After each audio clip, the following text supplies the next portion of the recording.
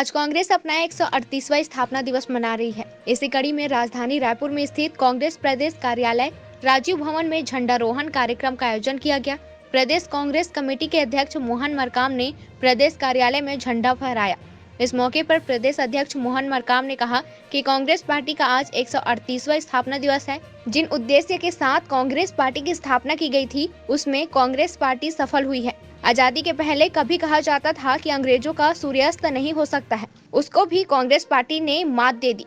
आजादी के बाद देश के नवनिर्माण, देश की विकास में कांग्रेस पार्टी का बहुत बड़ा योगदान रहा है।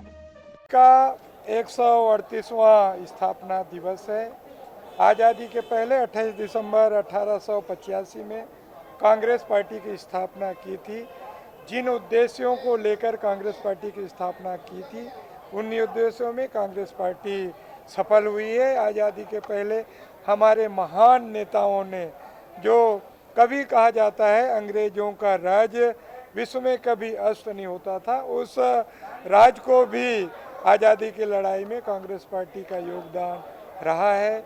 आज़ादी के बाद देश के नवनिर्माण में, देश के विकास में, देश के प्रगति में बहुत बड़ा योगदान है।